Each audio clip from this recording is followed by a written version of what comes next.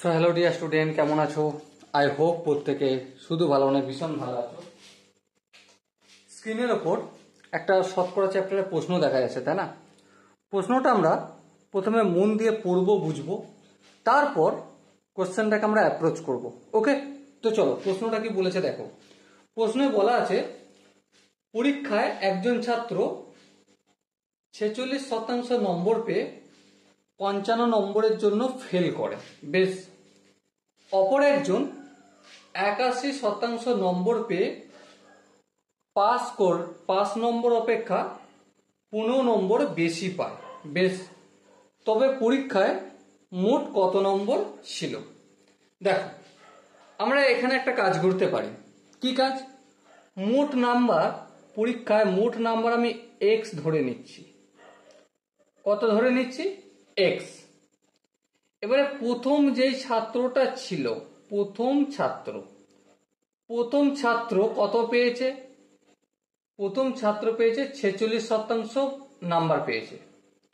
তাহলে এক্স এর 46% নাম্বার পেয়েছে। তার মানে কত? 46 এক্স আপন 100। হ্যাঁ, কি করে হলো? এটা তুলেছি, তুলে গুণ চিহ্ন হয়, আর পার্সেন্টেজ চিহ্নটা তুলে আপন 100 হয়। তাহলে প্রথম স্টুডেন্ট পেয়েছে আমাদের 46x/100 নম্বর। ওকে, এবারে একটা কথা বলো, এই প্রথম স্টুডেন্ট যদি আর কত নাম্বার পেলে পাস করতো? 55 নম্বর জন্য ফেল করেছে, তাহলে প্লাস 55 নাম্বার করলাম, তাহলে প্রথম স্টুডেন্টটা পাস করলো, বেশ। এবারে দ্বিতীয়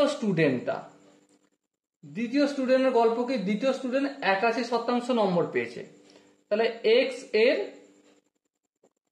81%, তার মানে কি 81x আপন 100। আচ্ছা, এই 81x/100 কোন স্টুডেন্টটা পেয়েছে? দ্বিতীয় স্টুডেন্টটা নাম্বার পেয়েছে। আচ্ছা, এই নাম্বারটা পাওয়ার ফলে এ পাস তো করেছে, অতিরিক্ত নাম্বার কত বেশি পেয়েছে?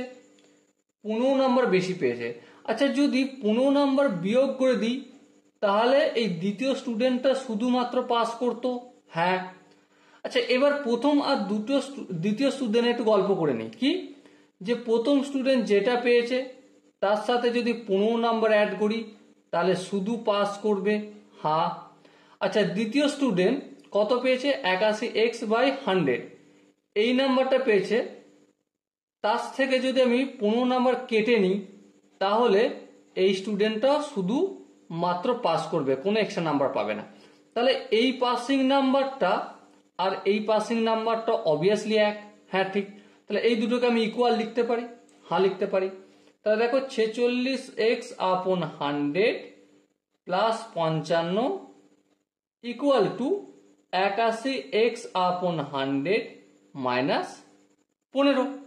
এবার দেখো, -15টা সমানের অপোজিট দিকে নিয়ে গেলে কি হয়ে যাবে? 55 প্লাস 15। আর এখানে যেমন 81x/100 ছিল তেমন থাকলো, কিন্তু এই 46x/100 এটা কি ছিল? প্লাসের আকারে, অপোজিট দিকে নিয়ে গেলে -46x/100 হবে। বলো, এই জায়গাটা কি কারো বুঝতে অসুবিধা রয়েছে? আই হোপ কারো বুঝতে অসুবিধা হওয়ার কথা নয়, কিন্তু যদিও কারো মনে হয় না দাদা একটু ডিটেলসে বলার দরকার আছে, তো অবশ্যই কমেন্ট সেকশন তার জন্যই তো রয়েছে। ওকে, এবার দেখো, 55 আর 15 যদি যোগ করি, 5 আর 5 10 শূন্য, হাতে থাকে 1, 1 আর 5 6, আর হাতে 1 ছিল 7, তাহলে 70 হলো। আর এখানে এলসিএম 100 এলসিএম নিলে 100 হবে। হ্যাঁ, 100কে 100 দিয়ে ভাগ করলে 1, 1কে 81x দিয়ে গুণ করলে 81x, মাইনাস 100কে 100 দিয়ে ভাগ করলে 1, 100 আর 1কে যদি 46x দিয়ে গুণ করি 46x। এবার দেখো, 70 এই 100টা কিসের আকারে ছিল? ভাগের আকারে। অপোজিট দিকে পাঠাচ্ছি, কি হয়ে যাবে? অবভিয়াসলি গুণের আকারে হয়ে যাবে। এবারে 81 থেকে 46 যদি বিয়োগ করি, 6 ক 2 11, 5 4 একে 5, 5 ক 2 8, 3 দিতে আর এক্সট্রা থাকলো।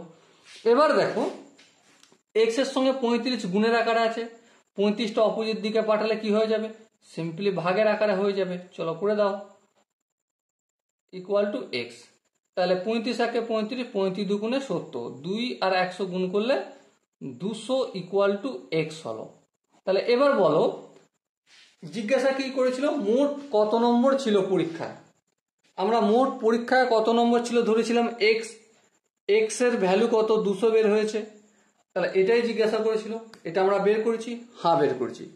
এবার দেখো এখানে যে 4টে অপশন আছে তার মধ্যে কোন অপশনটা ঠিক, অবভিয়াসলি আমরা চোখ কান বুঝে দেখতেই পাচ্ছি অপশন ডি হবে আমাদের সঠিক আনসার।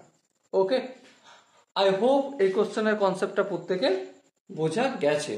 যদি কারো বুঝতে অসুবিধা থাকে, ডাউট থাকে, কনফিউশন থাকে, কি করতে হবে তার জন্য একটাই কাজ, কমেন্ট সেকশন রয়েছে, কমেন্টে অবশ্যই জানাতে হবে। ওকে, সো ডিয়ার স্টুডেন্ট, দেখা হচ্ছে নেক্সট সেশনে। ততক্ষণ পর্যন্ত ভীষণ ভালো থেকো, সুস্থ থেকো এবং জয় হিন্দ।